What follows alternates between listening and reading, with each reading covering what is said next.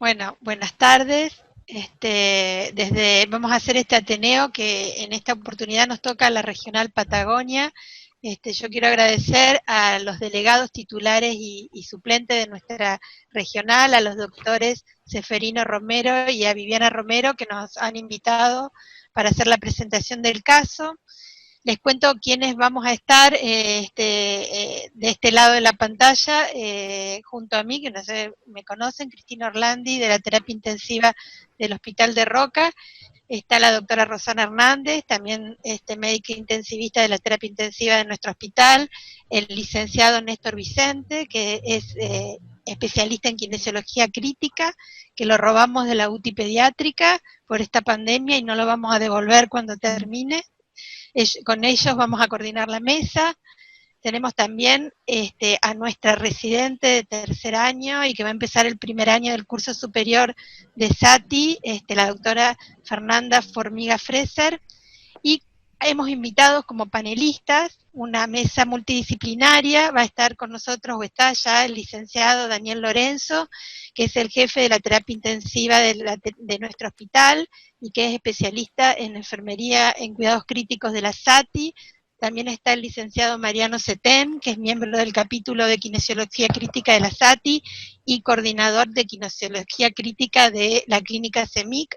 Y el doctor Fernando Ríos, también, que lo conocemos todos, fue editor en jefe, o es editor en jefe, mejor dicho, de la revista argentina de terapia intensiva de nuestra sociedad, fue director del Comité de Neumonología Crítica y es intensivista de la UTI del Sanatorio Las Lomas.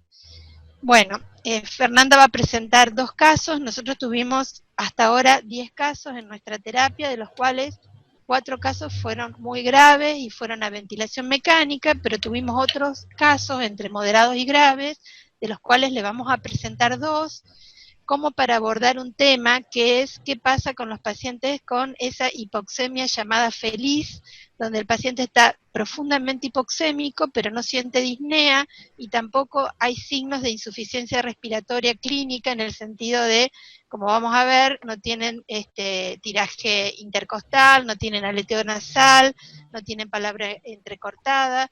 Entonces, un poco el planteo es cómo abordar esos pacientes con respecto al tratamiento. Vamos a ver un poco lo que hicimos nosotros, cómo nos fue, y la opinión después de los expertos con respecto a este tema. Así que, bueno, la dejamos a Fernanda para que empiece con la presentación de los casos. Ya me presentó la doctora Orlandi, así que vamos a pasar a su parte. Y vamos a empezar con la presentación del caso. El caso de ahora se trata de un paciente de sexo masculino, de 44 años, oriundo de La Marque, que es un pueblo del Valle de Medio de Río Negro, en la cual está muy cerca de otro pueblo del Valle Medio, que es Cholechuel, que en ese momento ya tenía circulación comunitaria del virus y se estaba implementando el cordón sanitario. Como antecedentes personales del paciente, es diabético, no insulino requiriente. Él relata inicio de los síntomas aproximadamente el 20 de abril, con mialgias, artralgias equivalentes febriles. 2 días posteriores a este cuadro agrega dolor abdominal, diarrea y mal estado general. Consulta de manera ambulatoria al Hospital de La Marque, un hospital de baja complejidad, en la cual se le otorga tratamiento sintomático. El 26 de abril vuelve a consultar por persistencia de los síntomas al Hospital de La Marque. En ese momento se constata fiebre, se decide realizar una radiografía de tórax en la cual se ven los infiltrados bilaterales. Así que en ese contexto se decide internar al paciente y realizar hisopados para SARS-CoV-2. Como dijimos, se interna, inicia antibióticos con ampicilina sulbactam, claritromicina y oseltamivir. El paciente, con el correr de las horas, evoluciona con mayor taquipnea, mayor requerimiento de oxígeno, por lo que se decide derivación a un centro de mayor complejidad, que sería nuestra terapia en General Roca, con un score de NIU modificado de 8 puntos. Ingresa el paciente a nuestra terapia el 27 a las 3:30 de la mañana aproximadamente. Al ingreso, en cuanto a los signos vitales, una tensión arterial de 145 a 93 milímetros de mercurio, una frecuencia cardíaca de 106 latidos por minuto, taquipneico con una frecuencia respiratoria de 28, afebril con una saturación periférica del 93%, con una FIO al 40%, una máscara Venturi, con un peso de 80 kilos, una talla de 1,68 m, un índice de masa corporal de 28. En cuanto al examen físico del aparato respiratorio, se evidencia una hipoventilación bivasal, con rales finos bilaterales, y, como dijimos, requerimiento de oxígeno por máscara Venturi el 40%. En cuanto al examen físico del aparato cardiovascular, sin alteraciones, y el paciente con un Glasgow 15-15, sin foco neurológico motor ni sensitivo. Una gasometría arterial de ingreso con un pH de 7,48, una presión de dióxido de carbono de 28 milímetros de mercurio, una PO2 de 66,9, un bicarbonato de 20,4 milimol por litro y un exceso de base de menos 1,6 milimol litro. Una PAFI al ingreso de 167. Un electrocardiograma con un ritmo sinustral regular, un QT corregido de 0,48 segundos y con ST isoeléctrico. Se inicia tratamiento con un plan de hidratación parenteral basal con Ringer lactato, protección gástrica, antieméticos, heparinoprofilaxis. Se decide continuar con los antibióticos que venían desde la Marque, más el oseltamivir, y inicia en la terapia hidroxicloroquina y ritonavir. Con un score Apache de ingreso de 1, un SOFA de 4 y un CUF 65 de 1 dado por la urea. Ese mismo día, en horas de la tarde, el paciente continúa hemodinámicamente estable, con requerimientos de oxígeno con máscara Venturi al 40%, logrando con esto una saturación periférica de oxígeno de 92 a 93%. El paciente no se evidenciaba esfuerzo inspiratorio, no presentaba uso de músculos accesorios, él refería al no sentirse de aire, no sentirse agotado. Lo que sí se evidenciaba eran caídas de la saturación asociadas a los accesos de tos, con un pH de 7,44, una PC2 de 30,9, una PO2 de 79, bicarbonato de 22 y una PAFI de 197. Al día siguiente, el paciente continúa con la misma clínica, sin esfuerzo inspiratorio, taquipneico con una frecuencia respiratoria de 29. En este momento, con mayor requerimiento de oxígeno, tuvimos que aumentar la PO2 al 50 para lograr esta saturación entre el 92 o 93%. Sí se evidencia una caída de PAFI a 119, con un pH de 47, una PC2 de 30, evidenciándose una PO2 ligeramente superior a 60 mililitros de mercurio y un bicarbonato de 22. Afebril, y lo que quedaba pendiente era el resultado del hisopado para SARS-CoV-2, que aún no lo teníamos, con un SOFA de 5 dado en este momento por la bilirrubina. Ese mismo día por la tarde, el paciente continúa con igual mecánica ventilatoria, saturando lo mismo, 92-93% con esta misma FIO. Se recibe el resultado del hisopado, que es positivo para COVID-19, en ese momento con una PAFI de 152. Y bueno, se evidenciaba una ligera alcalosis respiratoria. Se mantiene la conducta expectante como equipo, lo que decidimos en este momento, mantener la conducta expectante respecto a avanzar en medidas invasivas como la intubación y la conexión a ARM por la clínica que presentaba el paciente, ¿no? En cuanto a su mecánica ventilatoria. Esta es la radiografía de tórax al ingreso en el Hospital de la Marque, en la cual se pueden ver los infiltrados bilaterales. Esta es la radiografía de tórax al ingreso en la terapia. Esta tabla evidencia un poco lo que fue su estadía en la terapia intensiva, desde que ingresó hasta que egresó de la terapia intensiva. En cuanto a la mecánica ventilatoria, repito, tiene esfuerzo inspiratorio, sin requerimientos de músculos accesorios, sin referir el sed de aire, ni cansancio, ni agotamiento. En cuanto a la frecuencia respiratoria taquipneico, En cuanto a la saturación periférica de oxígeno, siempre tratando de llevarla a una saturación por encima del 92%, aunque eso, bueno, significara por ahí aumentar la FIO, como pasó en los días entre el 28 al 1 de mayo. Después, ya cuando egresa con una cánula nasal a 2 litros. Las PAFIs al inicio por debajo de 200, al ingreso con una alcalosis sutil, alcalosis respiratoria. Se ven algunos días las PO2 por debajo de 60. En cuanto a lo que es la temperatura, un solo registro aislado de fiebre.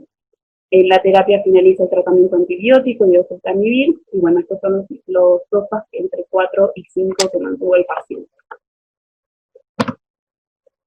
En cuanto a la analítica sanguínea, se evidencia una ligera linfopenia el día de ingreso, pero luego el paciente fue aumentando sus números de linfocitos, siempre adecuado a los valores de hemoglobina y hematocrito. Coagulograma también con valores adecuados, al igual que las plaquetas. Una LDH que siempre estuvo aumentada, pero fue bajando sus valores a medida que fueron pasando los días. Ferritina también elevada, todo lo que está en rojo es lo que está por encima del valor normal. Las enzimas hepáticas elevadas, con un lactato de ingreso de 22, una PCR también elevada desde el ingreso y un número D que pudimos obtener el 2 de mayo de 1600. El 4 de mayo el paciente lúcido, hemodinámicamente estable, afebril, con adecuada mecánica ventilatoria como venimos repitiendo, con requerimientos de oxígeno ya por cánula nasal a 2 litros por minuto, cumplido o completo el tratamiento antibiótico y a continuar en unidad de vigilancia intermedia el tratamiento con hidroxicloroquina y caleto. Quedando aún pendiente el hisopado de control.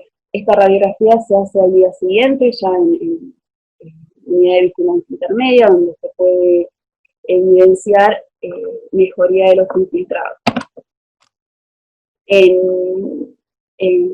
unidad de vigilancia intermedia se reciben los hisopados controles de COVID negativos, se realiza una tomografía en la cual lo que nos expresa la imaginóloga que evaluó las imágenes es que no hay como una concordancia clínica imaginológica, ¿no? El paciente estaba como bien en cuanto a lo que evidenciaban las imágenes. Se ve patrón de virus esmerilado bivasal, subpleural, con áreas de fibrosis y compromiso intersticial generalizado. El paciente ya se dio de alta. Este es el primer paciente. Esta es la segunda paciente que tuvimos en la terapia intensiva, una mujer de 64 años de edad, como antecedentes hipertensa, tratamiento con valsartán, diabética, no insulino requiriente, hipotiroidea, dislipémica, con un peso de 75 kilos, una talla de 1,55 m y un índice de masa corporal de 31.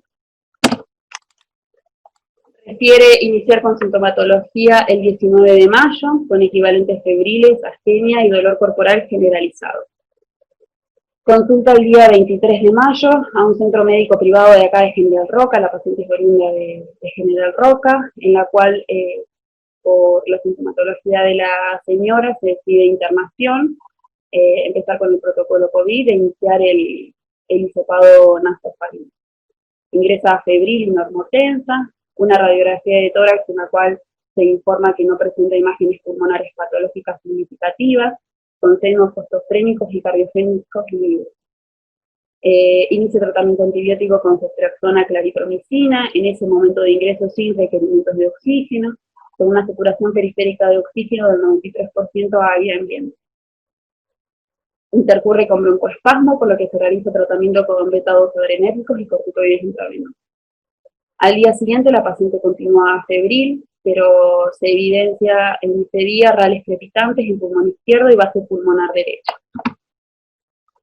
El 25 se confirma el hisopado, confirman una neumonía adquirida en la comunidad por COVID-19 con hemocultivos negativos. Lo que se piensa ver a partir de estos días es que la paciente empieza a requerir mayor oxígeno, en este momento saturando 88-89% del ambiente, por lo que se decide iniciar oxígeno por cánula nasal a 2 litros por minuto, aumentando la saturación periférica de oxígeno a 91-92. Al día siguiente la paciente taquipneica, con disminución de la saturación periférica de oxígeno, por lo que de la cánula pasan a una máscara al 40% para lograr esta saturación del 93%. En base al mayor requerimiento de oxígeno de la paciente, lo que se decide en este centro privado es derivarla a nuestra terapia, a una institución pública, para, bueno, con un score de News de ingreso unificado de 8 puntos.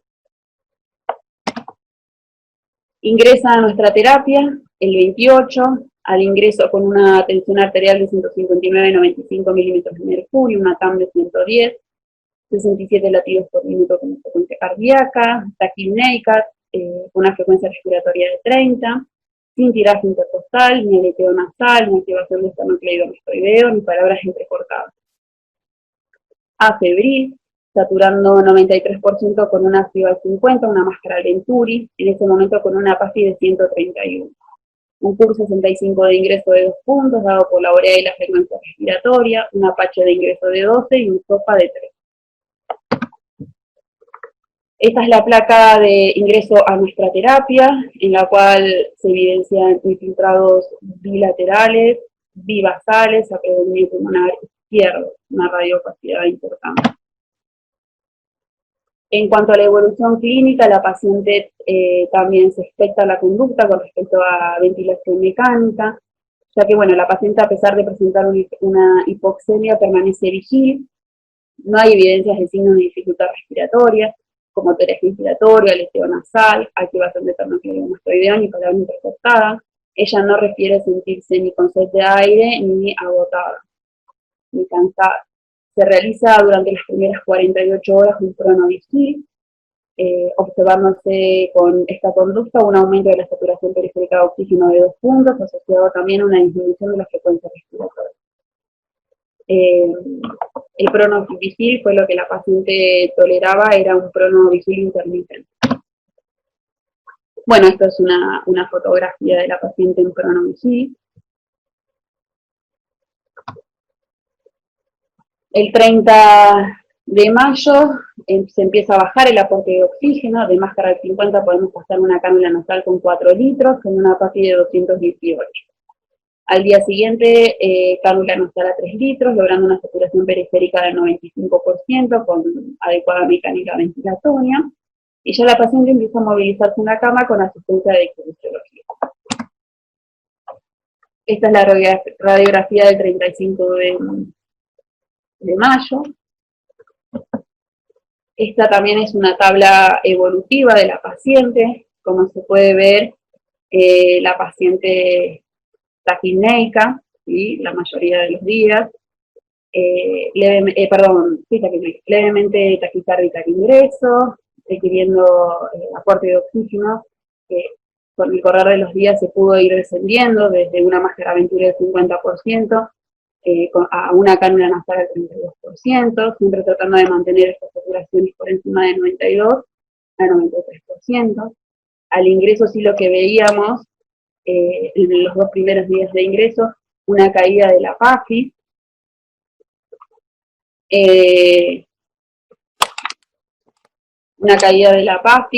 de 131, ya el mismo día por la noche de 122, y el otro día por la mañana de 114, con una ligera también acrosis respiratoria, pero siempre con las presiones de oxígeno por encima de 60. Solamente el día 29 tuvimos una PO2 de 57 con esta acrosis respiratoria. El 31 de mayo lo que se puede ver acá es que no la seguimos por PASI, sino por SAFI, con una SAFI de 30, que más o menos se correlaciona con una PASI entre 250 a 300. Y el día del egreso de la UTI, ya con cánula del 32%, con una PASI de 290, un pH de 7,47, una presión de oxígeno de 92, una PCO2 de 37,8 y un bicarbonato de 27. La evolución analítica, al ingreso con una urea un poquito alta, hipocalemia e hipomagnesemia, que con la reposición que le hicimos luego fueron normalizando los valores, una LDH alta desde el ingreso, que permaneció alta, una ferritina también alta desde el ingreso, ya venía con una ferritina alta desde el centro privado, pero bueno, que también con el correr de los días fue un poco descendiente. Un número D con un ingreso de 8.35 a 4.90 de egreso, y un SOFA de 3 a 2. Y ahí finalizamos. Les quería aclarar que en la internación en el centro privado ustedes vieron que ellos dicen que tenía una radiografía de tórax normal, en ese momento no le hicieron una tomografía, lo mismo iniciaron tratamiento antibiótico como si fuese una neumonía, ¿no? Eso, bueno, lo notamos, nosotros después ya cuando ingresa a la terapia del hospital tenía una radiografía normal y no le hicimos, no nos cambiaba la conducta hacerle una tomografía, así que no le hicimos tomografía. Para aclarar, porque acá hay alguien que pregunta qué tratamiento recibió. Después todavía habíamos empezado con hidroxicloroquínica letra y fue cuando la semana pasada cambiaron las recomendaciones y no completamos el tratamiento. Bueno, no sé, a ver quién rompe el hielo y empieza. Néstor Vicente, Mariano Setén, Daniel, Fernando, alguien, no sé, Roxana, ¿quién quiere hablar? Acá desde Brasil comentan su experiencia en Pronovigil, no sé exactamente la cantidad de casos, nosotros estamos aportando el único que tuvimos, pero lo refieren como con resultados buenos.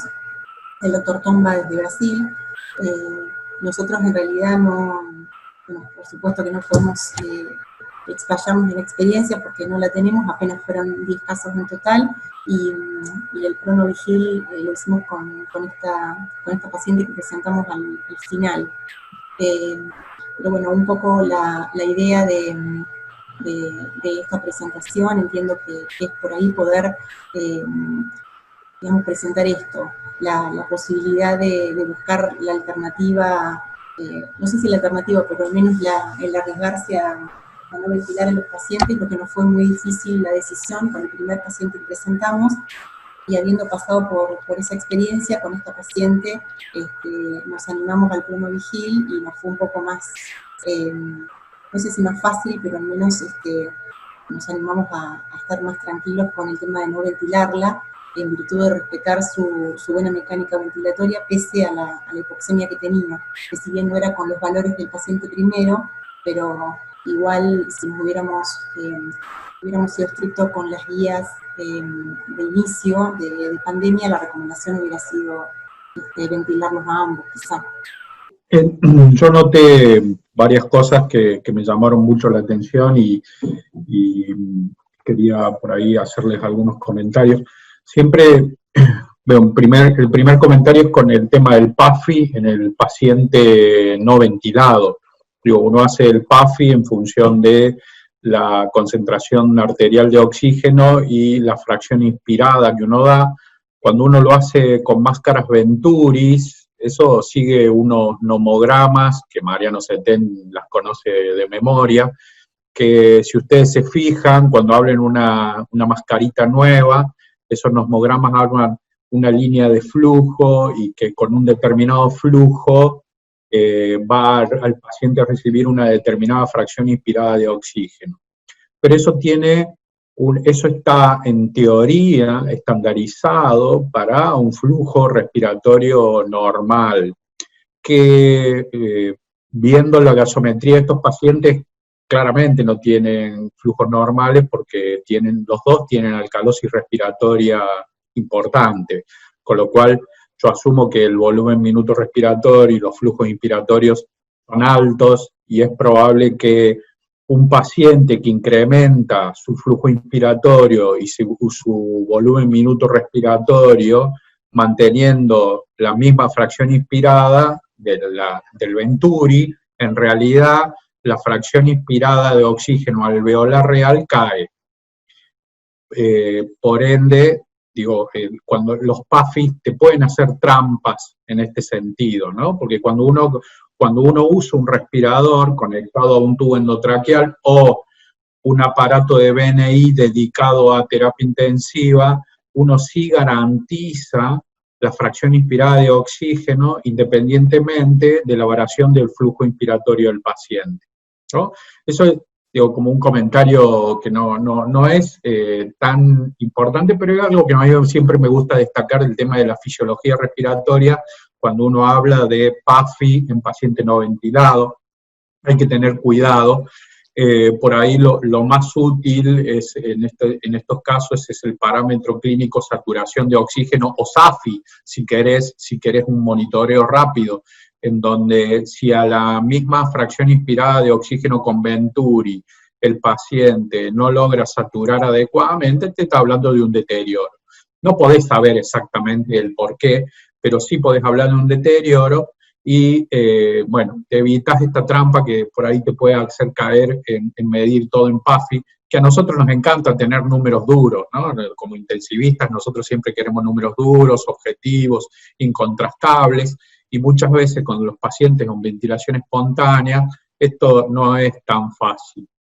Así que, digo, nada, simplemente lo quiero introducir como concepto, como discusión. Yo sé que aquí hay residentes y a mí siempre este es un tema que me gusta mucho.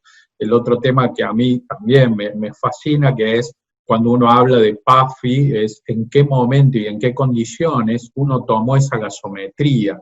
Digo, si yo, muchas veces a mí los residentes me presentan el PAFI del paciente en la guardia, donde no estaba adecuadamente sedado, donde no estaba adecuadamente resucitado. Digo, no es lo mismo, y esto está demostrado en estudios, que para el diagnóstico de distrés y la estratificación del riesgo en función del PAFI, uno debiera tomar el PAFI luego de estabilizado el paciente, normatizado a ciertos parámetros, sobre todo el tema de la volemia, la sedonalgesia, a veces la analgesia, ¿no? El paciente con dolor puede tener cambios del ritmo respiratorio. Mariano seguramente puede aportar algo más a esta discusión.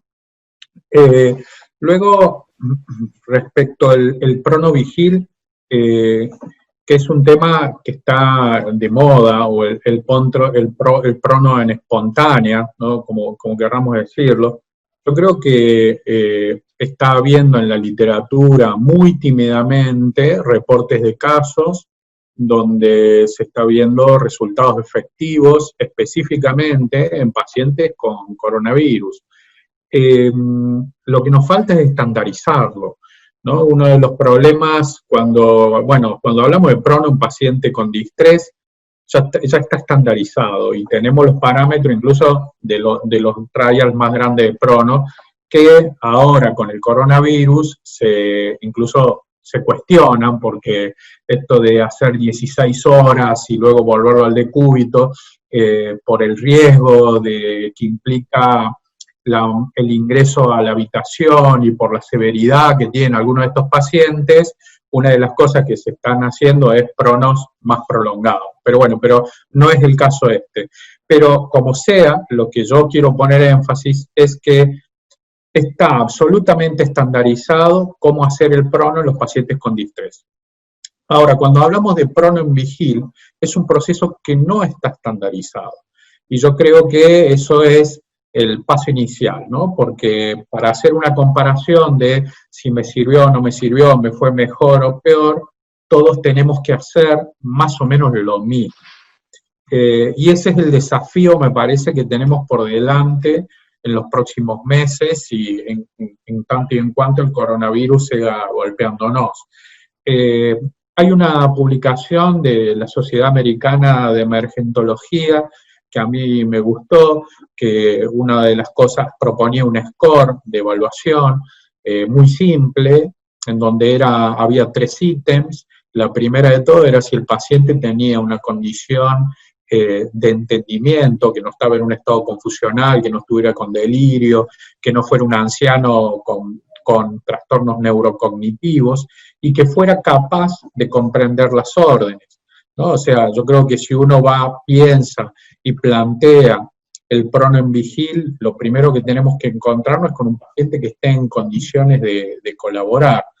Luego es cómo lo tolera y cuánto tiempo uno lo deja en prono, ¿no? Los pocos casos publicados que hay, en general lo que le suelen pedir al paciente son periodos de prono de 2 horas si lo tolera, y que vaya cambiando de decúbito de manera espontánea hacia el decúbito lateral izquierdo primero, luego hacia el decúbito lateral izquierdo, luego en supino un rato y luego en prono nuevamente.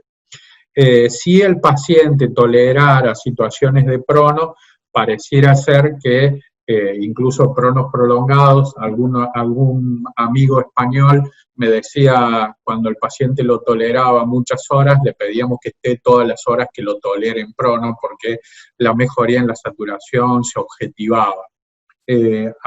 Viendo unos pocos reportes de casos con tomografía de impedancia eléctrica, parece en espontáneo reproducir un poco lo que pasa en los pacientes con distrés, de homogenizar la ventilación, ¿no? O sea, hacer que el efecto Shunt sea menor, que la relación ventilación-perfusión parece ser mucho más homogénea, y la ventilación hacerse más homogénea. Que esto tiene que ver con la distribución del strain intrapulmonar, cómo se va distribuyendo el gas va a seguir las zonas de menor resistencias, y muy probablemente al tener un diafragma activo, las presiones transpulmonares no son exactamente de una distribución igual en todo el campo pulmonar, y eso es lo que uno ve cuando ve la tomografía de impedancia eléctrica de un paciente en espontánea. Vas a ver que primero ventila las zonas ventrales, luego va hacia las dorsales, incluso hasta con fenómeno de Pendeluz. Al ponerse en prono los pacientes en espontánea, parece que esto se hace muchísimo más homogéneo, y esto sería la explicación de la mejoría de la oxigenación que uno observa en estos pacientes. Todo en el campo de la teoría, todo en el campo de la especulación, porque todavía creo que experiencia, lo que se dice experiencia real, documentada, por lo menos en Argentina, me parece que no tiene nadie, que estamos todos más o menos en la misma etapa. Por ahí con Mariano lo que tenemos a lo mejor es cierta obsesión por estudiar un poco más todo lo que sea la parte respiratoria, y nada más, porque no sé, a menos que Mariano me sorprenda de que tiene mucha experiencia con pacientes COVID. No, realmente hemos visto muy pocos. Yo creo que el gran desafío con estos pacientes es esto que yo siempre digo, que a veces los intensivistas ante un paciente con algo nuevo o con cierta gravedad, nos vemos muy tentados siempre a hacer cosas, ¿no? Y a veces menos es más. Y a veces en realidad no tenemos que estresarnos tanto, porque yo creo que tenemos que aplicar nuestros conceptos fisiológicos que siempre tuvimos a esta circunstancia particular. Es una neumonía viral, si bien tiene ciertas particularidades, quienes vimos muchos pacientes con H1N1 severo, en algún punto se parecen. No son iguales, pero se parecen. Es una neumonía viral que tiene en algunos pacientes una tremenda inflamación, ¿no? Incluso ya han impuesto un acrónimo nuevo que hablan del CARS, o sea, el distrés por coronavirus, por la cierta particularidad que tienen, algunos de tener un fuerte componente inflamatorio, y que esto haría que la hipoxemia se deba más a una endotelitis y depósitos de fibrina, de tapones de fibrina del pulmón, y no el pulmón pesado y húmedo que clásicamente vemos en el distrés. O sea, no tendríamos un concepto de distrés con un baby lung estricto, sino que el fenómeno de hipoxemia por ahí es un proceso inflamatorio pulmonar. Nada, me quedé mirando el chat, que hay un gracioso ahí.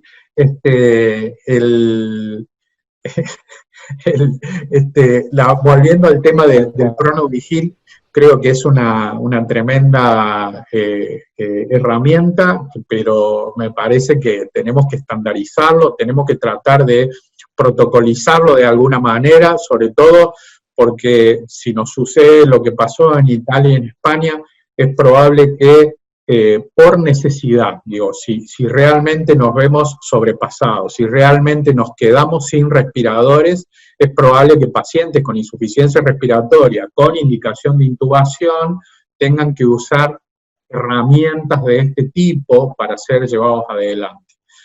Los criterios clínicos de intubación me parece que no deberían ser diferentes a los que nosotros habitualmente manejamos. Y acá yo hago una diferenciación. Cuando leemos la literatura, yo creo que las acciones médicas claramente son diferentes de acuerdo a la situación del hospital. Y para mí, el hospital, o la UCI, o la guardia, o el escenario que ustedes quieran poner. No es lo mismo un escenario que yo le llamo de luz verde, donde la capacidad operativa institucional todavía no está comprometida. Y yo creo que ahí uno utiliza los mecanismos estándares y habituales de manejo de los pacientes críticos. Si uno ya comienza a llegar a un punto de saturación, que esto sería una luz amarilla, donde ya realmente el recurso comienza a ser escaso, es probable que uno ya allí comienza a analizar el triage, la asignación de recursos, y quizás allí sí empieza a forzar situaciones y empieza a analizar situaciones donde quizás a un paciente no lo intuba e intenta utilizar vías que no son las habituales. Y por último, está el escenario de catástrofe. El escenario de catástrofe donde ya directamente los recursos han sido sobrepasados total y absolutamente, y en donde yo ya no cuento con mis estándares y realmente allí tengo que empezar a hacer lo que puedo donde puedo. Y acá yo creo que hay que hacer una diferenciación, porque muchas de las cosas que vemos publicadas pueden haber sido publicadas en situación de catástrofe o de saturación de recursos, en donde probablemente forzaron situaciones y se realizaron medidas que no deberían haberse realizado. Digo, la ventilación no invasiva en una ira hipoxémica no ha tenido buenos resultados en la literatura y uno no lo tiene como parte del arsenal inicial. Podemos discutir las cánulas de alto flujo, pero la ventilación no invasiva yo creo que uno no debiera utilizarlo en la medida de lo posible. Podemos discutir en un paciente EPOC o en algún paciente que puede tener algún componente fuerte de insuficiencia respiratoria por insuficiencia cardíaca. Respecto de la bioseguridad de usar elementos aerolizantes como es la BNI en nuestro entorno, creo que es el principal alerta que nosotros tenemos que tener. Y por eso muchas de las publicaciones que hay de PronoVigil son utilizando BNI o cánulas de alto flujo.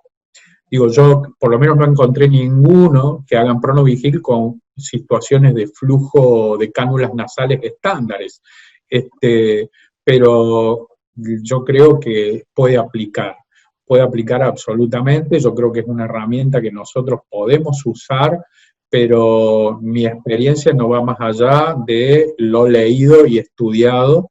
No puedo hablarles de una experiencia real. Lo que sí creo es que tenemos que comenzar, si lo vamos a empezar a usar, tenemos que estandarizarlo, para todos hacerlo de la misma manera y ser prolijos y adecuados en el manejo de los pacientes.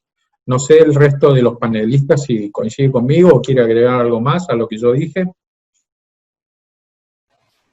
Fernando, ¿cómo estás? Sí, coincido con mucho de lo que opinás, nos formamos juntos muchos años. Gracias Fernanda y Cristina por la presentación. Algunas cosas acá que me fui anotando, evidentemente les fue bien con la situación, yo ya había escuchado la presentación del caso en la telerevista, y una de las cosas que llama la atención es lo de la PCO2 tan baja y esta alcalosis respiratoria, evidentemente sin disnea, porque ustedes lo describen claramente, y sin esfuerzo respiratorio, pero tiene que tener un volumen minuto muy elevado para lograr estos niveles de PCO2. Me uno a lo que comenta Fernando respecto al cálculo de la PaFio2. sobre todo algunos datos que colocan con cánula nasal, ¿sí? Son tanto la máscara Venturi como las de cánula nasal son dispositivos de rendimiento variable y va muy asociado a al volumen minuto respiratorio. Una de las cosas que está descritas con el Pronovigil es que bajan un poco el volumen ventilatorio, entonces a igual flujo de oxígeno se incrementa la FiO2. Entonces parte de la respuesta a ese cálculo de la PaFiO2 podría tener ese impacto, ¿no? Tenía alguna pregunta de respecto al primer caso, si había recibido algo de medicación. Yo creo que esto ya se los pregunté la otra vez, pero no me acuerdo si había recibido opiáceos o algo pensando en el drive respiratorio, o no había ninguna situación que hubiese podido generar disminución del drive. No recibió nada. Nada. Perfecto. El otro tema respecto al primer paciente que tenía un body mass index mayor a 30, no me acuerdo exacto cuánto era, pero mayor a 30 seguro, esos pacientes tienen una capacidad de cierre interesante, ¿no? Y eso también los obliga a tener una frecuencia respiratoria más elevada y quizá un poco más de tolerancia a ese trabajo respiratorio. Si repasamos la literatura más vieja, hay descripciones, incluso en la publicación de Tobin de hace unas semanas, él lo vuelve a retomar eso, de que la disnea está descrita en dos situaciones en particular. Muchas veces es cuando la PO2 cae por debajo de 60, ninguno de los pacientes tuvo esto, salvo en un solo día el segundo paciente, y el otro escenario es cuando uno quiere meter volumen y la caja torácica no responde. Pacientes jóvenes con elastancia conservada podrían no tener disnea. Así que bueno, eso es como algunas referencias a lo que fue describiendo Fernando. Respecto a la distribución de la ventilación en el decúbito prono, y esto es un poco diferente a lo que hacemos con los pacientes en ventilación invasiva, que están ventilados a presión positiva y abrimos primero los alvéolos que están más cercanos a la gran vía aérea y por último los que están más cercanos a las pleuras. En este caso la distribución es diferente. Y esto Alejandro Brum mostró algunas cosas con tomografía por impedancia eléctrica. Ellos le hacían tomografía por impedancia eléctrica a los pacientes respirando espontáneamente, pacientes con neumonía específicamente, y observaban que la distribución de la ventilación en respiración espontánea era más en las regiones cercanas a las pleuras, ¿no? Que ahí es donde primero cambia la presión. Después, cuando los ventilaban, se invertía. Entonces, el exigir en la fase inicial hasta que llegaban a la ventilación mecánica esas áreas hacía que terminaran injuriando los alvéolos de los dos sectores, de las dos regiones. Esto pensando un poco en la injuria propiamente infligida, que es uno de las situaciones que nos han inculcado en los últimos años, y que uno, cuando ve a un paciente respirando con alto volumen minuto, es el temor que tiene. Evidentemente, en los pacientes que ustedes presentan, esto no tuvo gran impacto porque la evolución fue adecuada, pero una de las preguntas que les quería hacer es si, con qué hubiesen esperado que suceda como parámetro de empeoramiento para intubar a estos pacientes, que tuviesen disnea, que tuviesen deterioro del sensorio. Como decía bien Fernando, es esto de la decisión clínica, sigue priorizando el acto de intubación endotraqueal. Te pregunto eso, Cristina, a ver qué... Sí, por supuesto que no es nuestra pretensión dar un mensaje que no quisiéramos que la gente entienda que hay que arriesgarse a esperar a estos pacientes para que lleguen a una situación que los puede llevar a una intubación de emergencia, donde sabemos que aumenta el riesgo tanto de la persona, una intubación tardía, como del operador en estos casos, que tiene que cumplir con las normas de bioseguridad. Por eso esto, por supuesto, se tiene que hacer en un lugar donde uno tenga una vigilancia estrecha y vaya viendo si el deterioro lo lleva a hacer una intubación programada como corresponde, con las normas de bioseguridad para el operador, pudiendo usar la secuencia de intubación rápida, de ninguna manera llegar al deterioro que incluso sabemos que puede llevar a la parada cardiorrespiratoria. Eso es una unidad donde hay una relación de de enfermería adecuada, ¿no? Nuestra unidad tiene una relación de enfermería de 1 a 2, donde el médico está entrenado y está vigilante, donde tenemos al terapista respiratorio también. Lógicamente que al deterioro clínico o incluso la acidosis respiratoria, se hubiese planeado la intubación. Por eso, a lo mejor lo que ustedes plantean es verdad, que no estaban tan hipoxémicos como marcaba esa PAFI, que no es tan creíble. Fotografías, ¿no? Tenían mucho compromiso alveolar, ¿no? Pero a lo mejor no eran tan hipoxémicos como marcaban esos índices. Pero bueno, el hecho de poder vigilarlos y ver que evolucionaban estables y que después fueron mejorando, incluso la última paciente mejoró muy rápido, nos dejó tranquilos, ¿no? Ahora, ¿cuál es el tiempo para indicarle a la gente? Tenemos que ser muy claros cuándo hay que intubar de entrada y cuándo no. Por eso la idea de que ustedes participen y den recomendaciones que no nos lleven a situaciones de riesgo. Cristina. De vigilancia, porque aumenten los casos o porque estén trabajando gente que no es especialista, ¿no? Que es lo que puede ser el escenario que siga en la pandemia. Cristina. Totalmente. Tratar de tener presente que ese paciente, por más que esté con una cánula de oxígeno y esté voluntariamente se coloque en prono, el nivel de monitoreo tiene que ser quizá más riguroso que aquel que ya definimos que va a ventilación mecánica invasiva y estamos haciendo el monitoreo. Perfecto, Cristina, coincido totalmente. ¿Fernando? No, un poco que la verdad que son muy interesantes los pacientes porque cruzan algo que no tiene muchas respuestas, que no está muy estudiado, que es el tema de la disnea y el estímulo del drive ventilatorio que estos dos pacientes tienen, porque los dos tienen alcalosis respiratoria importante, con PCO2 de 20 y bicarbonato cuasi normal, y para, como te dijo Mariano, lograr que bajar la PCO2 a ese nivel, quiere decir que el volumen minuto respiratorio está realmente incrementado. ¿Qué cosas te estimulan el drive para llegar a producir esos niveles de hiperventilación? Y no son muchas. Probablemente haya una combinación de inflamación pulmonar con algo de afectación del sistema nervioso central, esto todavía nadie lo sabe. Pero es evidente que tenían una patología importante, ¿no? Inicial. Uno ve estos niveles de hiperventilación en acidosis, ¿no? En pacientes con cetoacidosis diabética o intoxicados con algún ácido, pero realmente verlos por un proceso respiratorio sin compromiso de la función renal, sin compromiso del bicarbonato, quiere decir que había un potente estímulo al drive para hiperventilar. Eso los hace bastante particulares a estos pacientes. Digo, no es algo que nosotros veamos tan comúnmente en la terapia intensiva o en emergencias, en insuficiencia respiratoria. Creo que eso a estos dos pacientes los hace particulares. La verdad, como te decía, por ahí cuando pase esta pandemia ya empecemos a hablar con más claridad de que esto es característico del COVID. No lo sé.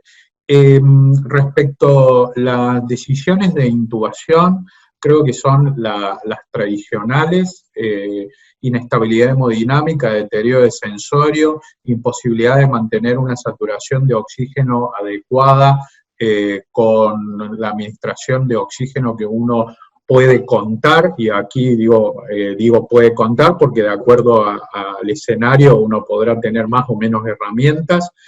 La otra situación es observar un trabajo respiratorio exagerado, y acá hay mucha experiencia, ¿no? Mucha subjetividad, uso de músculos intercostales, realmente ver al paciente con cierta agitación por el respirar, que manifieste una disnea clara y contundente, o signos de mala perfusión o la combinación de cualquiera de estos eventos, es lo que no te tiene que hacer dudar de intubar. Es más, y es probable que si uno está mirando esto, hasta está llegando un poco tarde.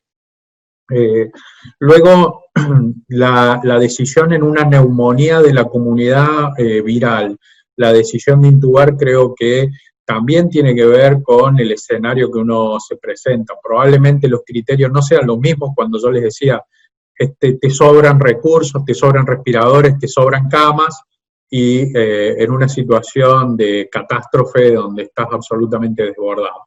En una situación normal, creo que uno, si por ejemplo en estos dos pacientes estuvieron lindando la indicación de intubación, si uno en un entorno controlado, como hicieron con el prono, lo van vigilando, hay que tener un umbral muy bajo ante cierto fracaso intubarlo, porque sabemos que el precio, el costo a pagar por prolongar un trabajo respiratorio incrementado o una decisión retardada de intubación es alto, es más mortalidad finalmente. Y ahí, esto es el arte de la medicina, ¿no? Como yo les decía al principio, a nosotros intensivistas nos encantan los números, nos encanta hacer las cosas duras, objetivas, pero hay un punto de arte ahí, que quizás en los más jóvenes tendrán que agarrarse de scores y de números mucho más duros, y por ahí en los clínicos un poco más experimentados, jugar un poco con su experiencia. Pero yo no retrasaría nunca una intubación en una hipoxemia importante, sobre todo en un paciente joven y sin unas causas claras de hipoxemia. Estos dos pacientes anduvieron muy bien y se recuperaron muy rápido, y yo creo que uno no puede hacer alguna objeción en este punto. Lo que sí, el otro punto que yo quería llamar la atención, que eso sí lo vi en algunos pacientes COVID, es la persistencia de infiltrados pulmonares, sobre todo con engrosamiento del intersticio, con la mejoría del cuadro clínico, la mejoría de la situación, pero, por ejemplo, en dos pacientes lo que yo vi es que en el test de la caminata desaturaban de manera importante, a pesar de que el paciente no relataba una gran hipoxemia, y el problema es que, no sé, no tenemos seguimiento de este paciente, de cómo va a evolucionar eso, si eso va a ir hacia una mejoría o va a terminar en un proceso fibrótico pulmonar. Yo creo que sería importante seguirlo a este paciente, seguirlo y hacerle algún estudio en seguimiento. Yo sé que están en marcha varios trials, se estaba revisando el otro día los trials que hay sobre COVID, que son infinitos. Hay varios que quieren hacer seguimiento de la función pulmonar en los pacientes que pasaron por neumonías entre moderadas a graves. Creo que ese es otro interrogante que tenemos, de qué grado de secuelas pueden tener estos pacientes, pero sí, ya se ha visto que podés tener infiltrados importantes con cierta restricción a la actividad y a la tolerancia al ejercicio, y que se puede prolongar hasta un mes o más. ¿Cómo va a seguir esto? No sé, creo que el tiempo nos va a enseñar también esto. No sé si Mariano o alguno de ustedes o de los que están aquí tiene alguna otra experiencia con esto, pero evidentemente muchos pacientes resuelven su cuadro clínico inicial, y la persistencia de trastornos pulmonares va más allá de la necesidad de la terapia intensiva incluso. Sí, Fernando, coincido.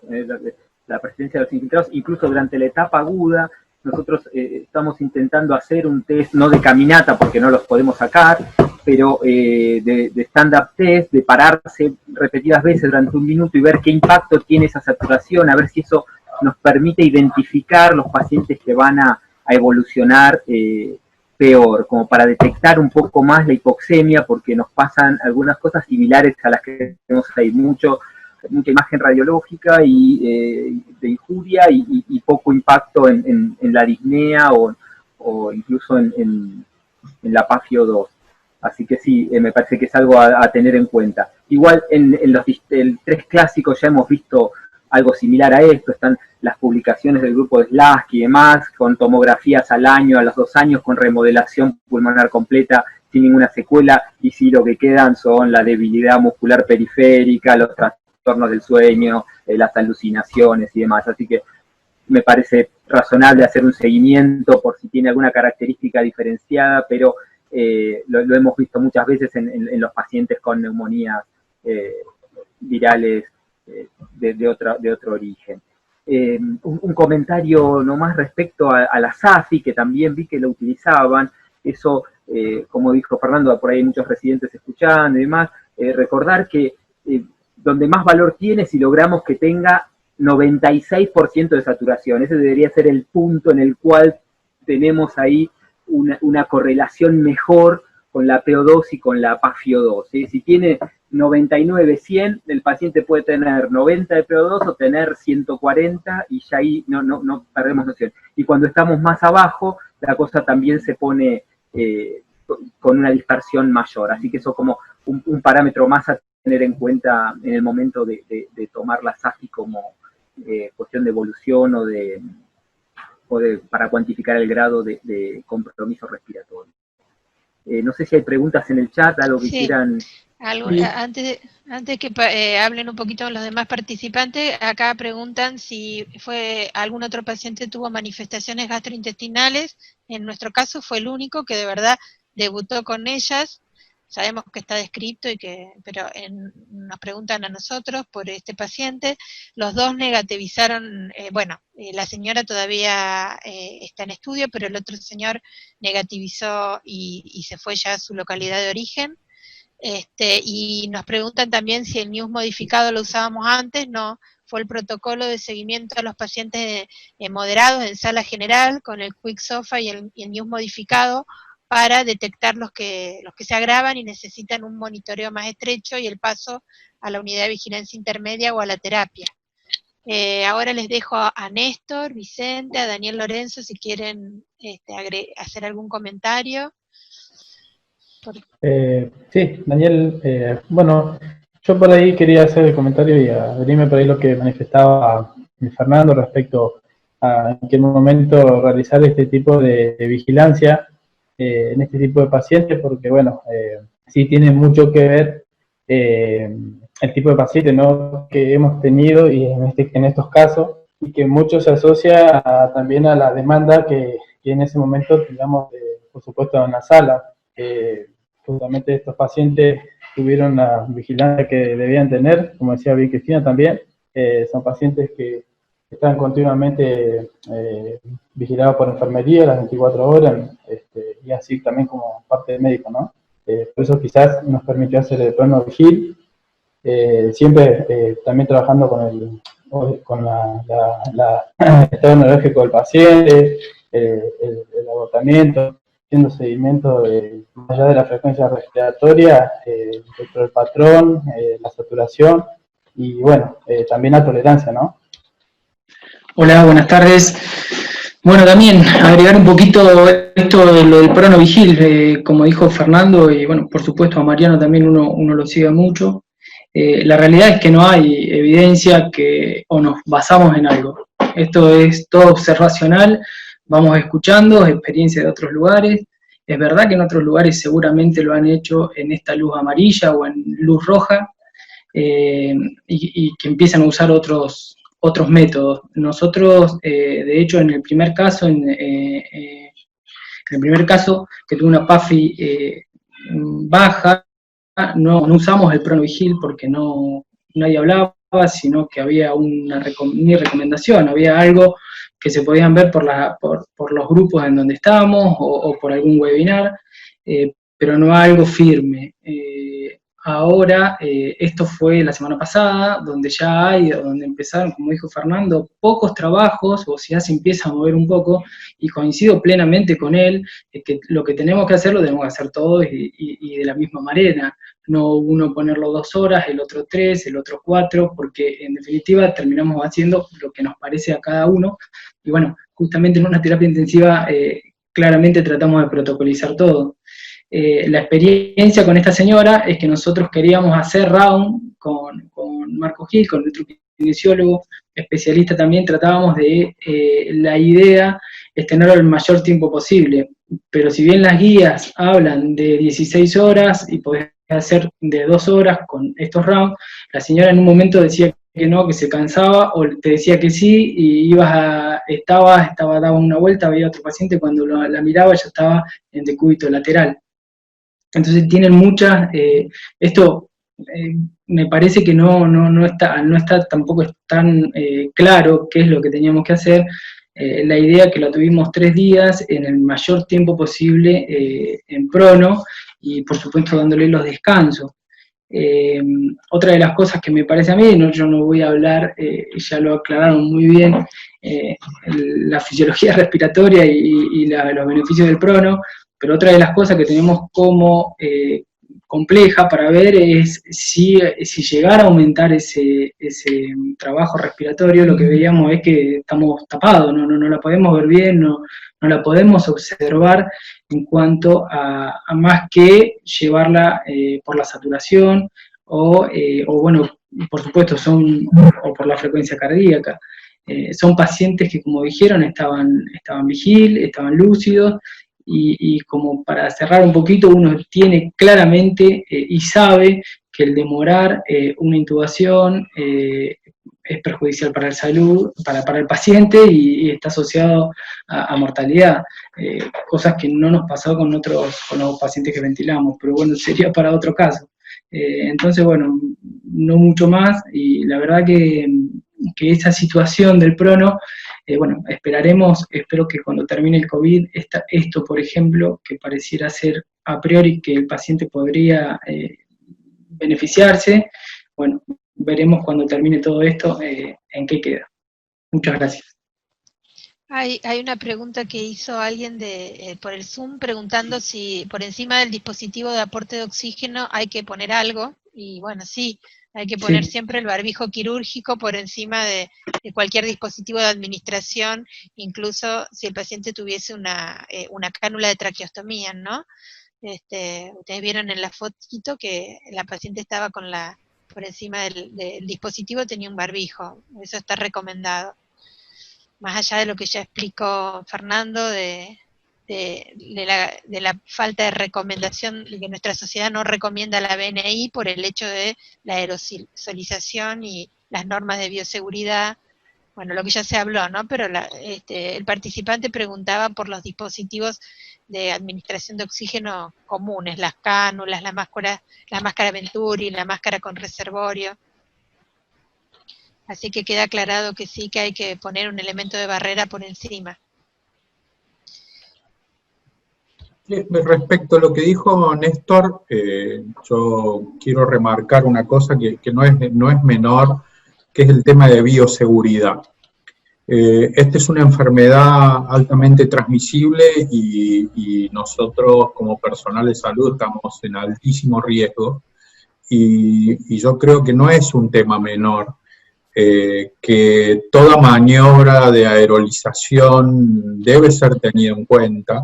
Tenemos que cuidarnos mucho. ¿Y qué son las maniobras aerolizantes? ¿No? Nebulizar, obviamente, no se tiene que nebulizar, pero todo lo que sea manipulación de la vía aérea potencialmente es aerolizante. Las intubaciones son aerolizantes, y una de las cosas que más se documentaron con el MERS, y ahora con el SARS-CoV-2 en China, es que las intubaciones de urgencia se asociaron a más contagio del personal. Por eso es difícil para nosotros, no somos como los anestesistas que llegamos a una intubación programada, pero también a veces estirar una situación nos puede llevar a mayor número de intubaciones de urgencia. Y siempre estas situaciones, el paro cardíaco, una intubación de urgencia, son situaciones de alto riesgo para el personal, porque uno rompe los mecanismos de bioseguridad apurado por la situación, por salvar la vida, por la preocupación de la situación, y uno usa los EPP adecuadamente porque no hay tiempo, la situación quema. Y yo creo que esto es algo que yo le pongo un poco de énfasis, que me preocupa mucho, y yo siempre les digo, yo quiero atravesar la pandemia y que nadie del personal de la terapia se haya contagiado de COVID. Y para eso necesitamos de cierta rigurosidad, y bueno, yo sé que no es fácil hablar, a veces cuando uno está en la cancha no es tan sencillo, pero a veces estirar situaciones, yo creo que con estos pacientes, en la medida de lo posible, la intubación debiera ser lo más programado que tengamos en nuestras manos, para tratar de evitar exponer al personal a estas situaciones, y esto implica que quien vaya a instrumentar la vía aérea quizás sea el más experimentado y en las mejores condiciones, ¿no? Eso es algo que quiero poner mucho énfasis. Respecto a la otra maniobra de aerolización, obviamente la administración de oxígeno en flujos pueden ser, porque vi ahí que alguien preguntaba, son situaciones que potencialmente pueden generar un jet de aire hacia el ambiente y en teoría puede portar micropartículas de saliva con virus potencialmente contagiantes. Los sistemas de cánulas nasales, los sistemas Venturi, realmente provocan poco nivel de diseminación. Esto quiere decir que no es cero, poco. Digamos, lo ideal sería que estos pacientes tengan presión, habitaciones con presión negativa, hasta donde eso sea en nuestro país, eso suena más a una quimera que a una realidad. Mariano, te pido que colabores cuando yo termine, si tenés algo más para agregar en esto, que vos sabés mucho de esto también. Pero sí, la ventilación no invasiva es un elemento extremadamente aerolizante, porque hay fugas, a menos que utilices sistemas tipo los helmets, en donde no hay un sistema de presurización donde no hay fugas. Y las cánulas de alto flujo son menos aerolizantes, pero son aerolizantes también. Son una herramienta muy útil. Yo soy un entusiasta de las cánulas de alto flujo, pero siempre tenemos que tener en cuenta esta situación. ¿En qué entorno lo estamos usando? En nuestro país no es raro que no haya habitaciones individuales, y si yo pongo una cánula de alto flujo, probablemente todo el entorno de ese paciente pase a estar altamente contaminado. Lo ideal sería que esté en una habitación individual, con una mascarilla sobre la cánula de alto flujo. Y la otra situación que a nuestro país y a nuestra realidad no es menor, y quizás en el primer mundo parece una pavada, que es cuánto oxígeno consume una cánula de alto flujo. Y realmente les digo que una cánula de alto flujo va a consumir 3 veces lo que consume un respirador convencional. A ver, a mí me gustaría no estar hablando de esto, pero es nuestra realidad, y a nosotros nos pega esto. Y entonces, a la hora de tomar decisiones, también tenemos que evaluar esto, qué disponibilidad de oxígeno tenemos. Suena quizás cuando uno habla con alguien del primer mundo, esto le parece ridículo tener que hablar de esto, pero en nuestro medio sí uno lo tiene que tener en cuenta. Los costos de las cánulas, el lugar físico donde uno pone al paciente con una cánula de alto flujo, y la situación de la disponibilidad de oxígeno que uno tiene. O sea que tenemos en cuenta factores ambientales y estructurales de la UCI o la guardia donde sea, factores económicos, que es la disponibilidad de cánulas y de dispositivos, y el tercer factor, que es la disponibilidad económica o la posibilidad de que realmente el oxígeno en nuestro entorno sea algo que esté en un punto crítico. No me ha pasado, no hemos llegado a situaciones de estas, pero lo tenemos que evaluar. ¿Sí? No sé, Mariano, si tenés algo para acotar de esto. Sí, agrego a lo que muy bien describiste, Fernando, es que la aplicación de ventilación no invasiva en hipoxemia moderada, severa, la respuesta es muy pobre, muy polémica, o sea, no se debería hacer para los entusiasmas. Otra dificultad con la ventilación no invasiva es la necesidad de ajustes permanentes. Por más que esté en una habitación individual con presión negativa, obliga a que el personal tenga que entrar reiteradas veces para corregir asincronías, corregir la colocación de la máscara. El tema de la humidificación no es algo menor, no se puede empeora la performance de los equipos si uno utiliza dispositivos pasivos, no son los indicados, uno debería utilizar dispositivos de calentado, eso aumenta la aerosolización y la manipulación de las condensaciones. La verdad que no termina de convencerme a mí esta utilización y bueno, Sati sostiene la no utilización. Y por supuesto esto de las cánulas de alto flujo y el consumo, nosotros hicimos las cuentas, es 4 veces para entregar más o menos entre 40 y 50% de fracción inspirada de oxígeno, gasta 4 veces más la cánula de alto flujo, así que esto es, cuando empezó la pandemia nos decían, bueno, provéanse de ventiladores. Bueno, vamos a poder sostener todos esos ventiladores con oxígeno. Sí, acá cada 2 semanas vienen a cargar el tanque. Yo no te estoy hablando que va a haber que venir todos los días a cargar el tanque si tenemos el consumo provisto. Así que bueno, eso como para sumarme a lo que les contó Fernando. Y respecto a la pregunta que aparecía en el chat, preguntaba si se podía utilizar máscara de Venturi. Apuntaba específicamente a ese dispositivo porque la recomendación había sido utilizar máscaras con reservorio, que vienen con las válvulas unidireccionales, y esto también iba a minimizar la aerosolización. Creo que quien preguntó apuntaba a eso. La verdad que si hay que ofrecer más de 40% de FiO2, se podría utilizar la máscara con reservorio, con al menos 8 litros de oxígeno de pared. Parece una situación más segura con la colocación del barbijo sobre ella, por supuesto. Una cosa que, pasando a un tema de bioseguridad, acá Viviana, que es nuestra delegada de la regional, nos pide que contemos nuestra experiencia en cómo nos cuidamos con respecto a las medidas de bioseguridad. Nosotros no tenemos las situaciones edilicias ideales como no tiene nadie, no tenemos presión negativa, tenemos boxes con una mampara de vidrio. Incluso nos dimos cuenta a raíz de esto que no teníamos los filtros EPA en el sistema de climatización de la unidad. O sea que y en los poliductos recircula el aire, no tiene un poliducto de entrada y de salida.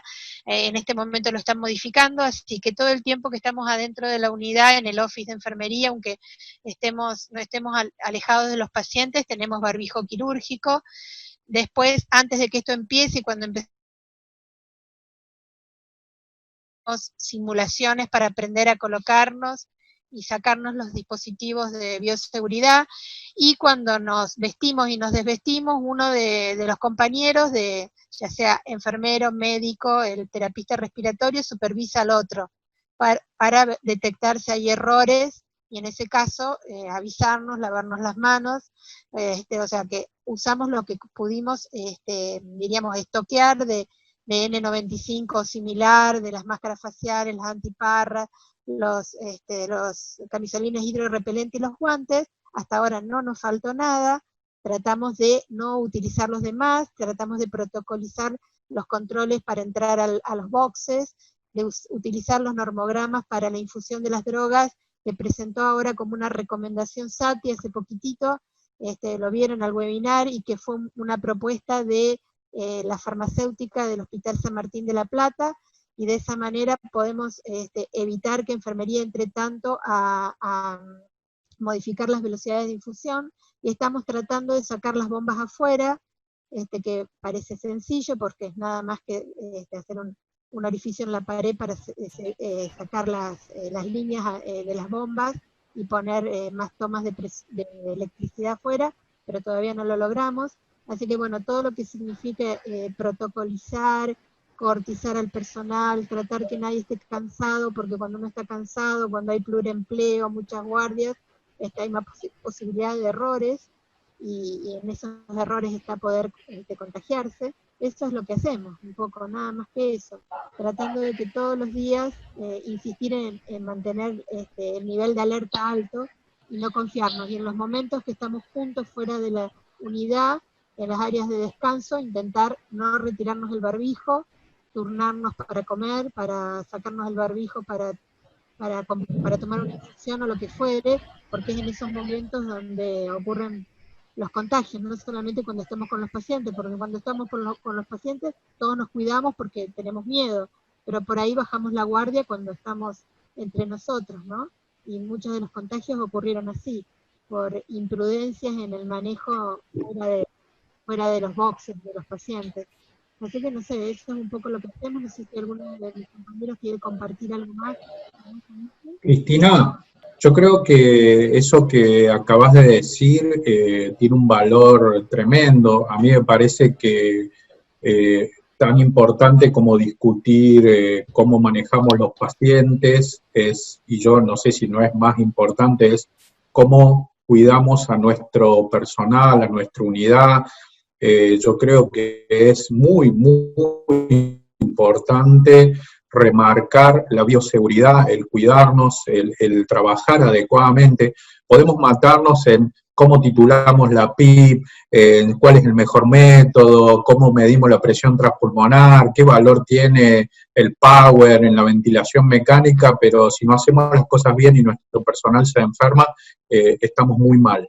Muy mal. Así que yo quiero destacar lo que acabas de decir. Yo creo que es muy, muy importante tomar conciencia que estamos en una situación donde el personal corre riesgo, y si uno mira el trabajo reciente de Lancet, a las mascarillas faciales, a la mascarilla bucal o el barbijo quirúrgico, como quieran llamarlo, cada vez que haya una proximidad menor a 1 metro, ya sea paciente o un compañero de trabajo, uno debiera usar pantalla facial, porque eso teóricamente y potencialmente baja el riesgo de contagio mucho. O sea que cada vez que estemos con una proximidad de menos de 1 metro, en cualquier circunstancia, ya sea asistencial o no, deberíamos tener un barbijo o un tapabocas y una pantalla facial. Yo creo que eso, junto con el lavado de manos, por hoy son el único tratamiento efectivo, demostrado, preventivo, vacuna que tenemos contra el coronavirus. Porque vi que alguien preguntaba allí en el chat sobre la ivermectina, yo creo que son todos tratamientos off-label que no tienen ninguna evidencia, que bueno, pueden tener algún contenido teórico, pero realmente lo único que tiene y ha tenido alguna demostración es el distanciamiento, y cuando yo no puedo tener el distanciamiento, el barbijo y la pantalla facial. Que esto de la pantalla facial es algo más reciente, pero yo creo que en la terapia intensiva, donde es muy, muy común que haya situaciones de mucha proximidad física, casi que vamos a tener que estar con pantalla facial todo el tiempo.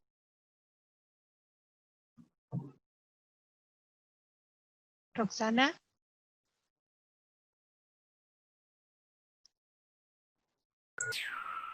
Hay una de las preguntas del chat. ¿Hola? Sí, te escuchamos. Sí. Hace referencia a la utilización de la hemodiálisis en los pacientes con shock por COVID. Yo no sé exactamente a qué se refiere la pregunta, pero no entiendo si nosotros lo habíamos usado. Sobre todo, creo que estaba destinada al manejo de los volúmenes. En los pacientes con COVID se habíamos utilizado la hemodiálisis de forma más precoz, interpreto, que en otros casos de pacientes en shock. Nosotros, de los 4 pacientes que tuvimos críticos en asistencia respiratoria mecánica con falla multiorgánica, en 3 de esos pacientes hubo falla renal dentro de la falla orgánica múltiple, y utilizamos la hemodiálisis como si lo hubiésemos usado en cualquier otro caso de shock, no digamos, específico para estos casos, con alguna modalidad diferente del uso que uno le da habitualmente a los pacientes en shock. Creo que era la pregunta que había quedado pendiente del chat.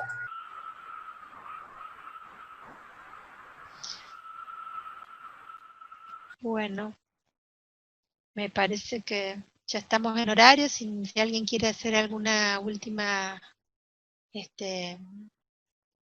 compartir alguna idea más o hacer algún cierre.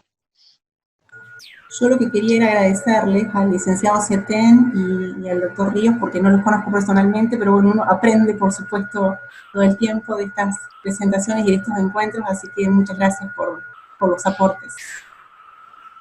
Gracias a ustedes, la presentación estuvo excelente y los casos eran diferentes a lo que estamos viendo de siempre, pacientes ventilados, charlar de lo mismo nos obligó a pensar desde otro lado, así que muy agradecidos de la invitación y bueno, es un placer, aprendemos en cada una de estas actividades.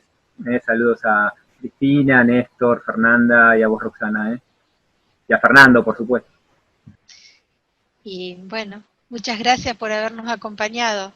No, gracias, Daniel, Cristina. Fernando, Gracias, Mariano. Cristina, por compartir con nosotros esto. La verdad que todos aprendimos. Bueno, Muchas gracias. será hasta el próximo Ateneo de otra regional. Hasta el jueves que viene. Chao.